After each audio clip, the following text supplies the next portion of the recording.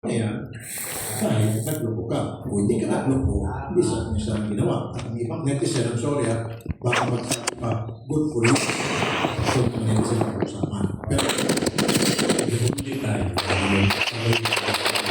Maganda sa akin. Pag nag-away kami, pag napay-na ko, nahulog ka sa mga lalaki. ito yung nahulog. Mama, tika mo lang, mama, bakit hindi itong nagpunti sa kanyang lalaki lang yan? Hindi. Marami? Meron pa. See? So, can you blame him na para ano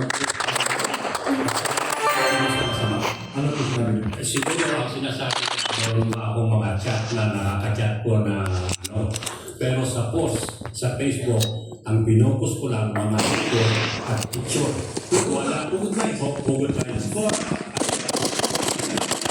Anong mga example na pugod lines? Sige. Yung butan ng kabit.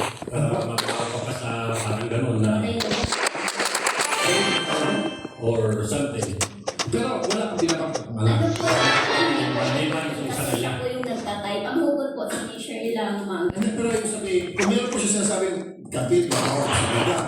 Basta hindi niya binabanggit ko yung pangalan, so what? Kahit saan pang 40 ka pumunta regardless, kahit na Facebook, YouTube, Friendster, pagtatawanan ka lang. Kahit na isumbong mo yan sa mga kapatulan, hindi ka mapansinin. Yung mga picture namin na binos ko po, puro likes, walang bad comment kahit isa. Siya lang ang nagbigay ng bad comment sa iba.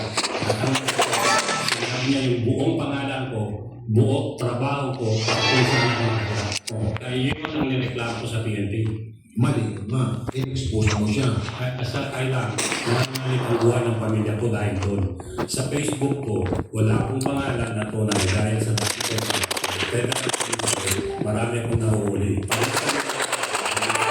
Sinasabayan yung mga nato parati. Pinapakunan ko sila kung nasa huli sila.